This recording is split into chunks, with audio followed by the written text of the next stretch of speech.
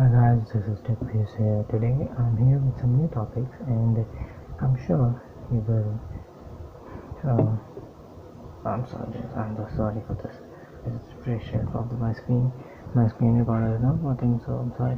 Yeah, so today I'm here with some new topic which I learned in my summer vacation is computer programming. Then I came in contact with this phishing thing and then I learned it too. Okay, phishing attack. What is a phishing attack? Phishing attack is basically making a fake website or faking fake website only of a reputed company. For example, if you take Google is a very reputed company, and I also trust Google a lot. I just enter the password. I have everything stored on my Google Cloud and Google Photos, Google Docs, and we trust Google a lot. Obviously, you too. You're watching this video from YouTube, which is also owned by Google. So what is happening is just the attacker or the hacker sends your email, okay, which also have some things like you won free lottery, you won $55,000, or you got a job at Google. So what happens is this innocent victim open that link, and what happens then is that victim and enters the ID and the password the hackers wanting him to. So I said this because it depends on the phishing website the attacker made. So for example, if we take Google, like if a hacker made a phishing website of Google, then victim will enter his ID of Google and the password of his Google. So then the phishing website will send, and the phishing website is also hosted by the hacker. So then the all the credentials are then sent directly to the hacker computers. So he has all your password and your credentials. Then the hacker can use it, victim's credentials or anything to access his account. It depends on what he has made. If he has made a fake website of his bank company or bank account, so he got his bank details too. So this is what happens when phishing attack. This basically, I'm saying again, is making a fake website of a company or a reputed company, which when users open, he don't have any what I should say, don't have any trust issues. He just enters the password and the email. So this is what happens in the phishing attack. So let me show you in this video too that how hackers do it. I'm really not in support of this. It is also illegal, so we should not do this. But I'll tell you how the hackers do this. I hope you are not feeling dizzy watching my screen, but it will. I'm sorry, but it will do like this. Okay, here you can see. If I focus, the thing will remain. Okay, it's not. So you can see here is Facebook. Let me focus it. Facebook, Instagram, Google. I know you cannot see it properly because I don't know. Let me zoom it for you. Okay, can you see it now? Instagram. So we'll just make it a fake website of Google. So this is a Zfisher. This is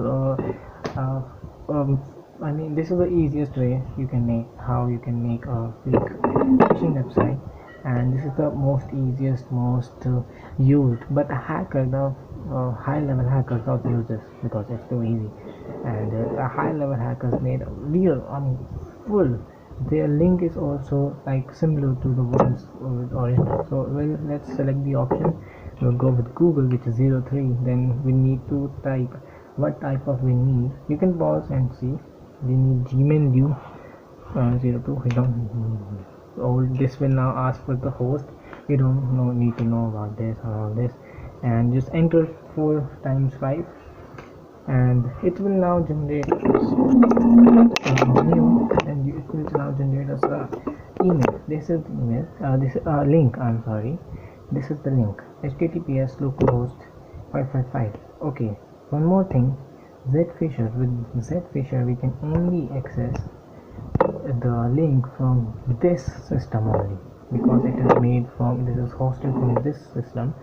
So yeah. Okay. Now you can see it has generated us the link. This is the link we need to send to the hacker sends to the victim. So we'll open the Safari, just paste it. Okay, I'm sorry, what did I paste it? We just copy it, Command C, we'll paste it. You can see it is open Google now, but it is not real Google. You can see localhost, but the Google does not look like this. The Google is obviously accounts.google.com. If you can see, let me show you with an example. Accounts.google.com.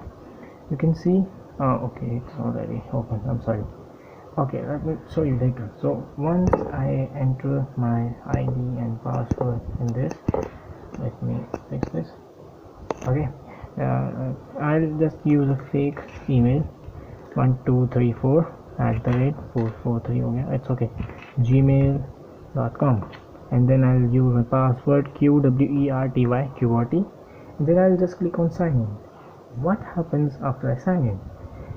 This will redirect me to the original page of Google, but this is the fake one. This is the one which hacker made, and it will now redirect me to the original page. You can see now. You can see it's google.com.account.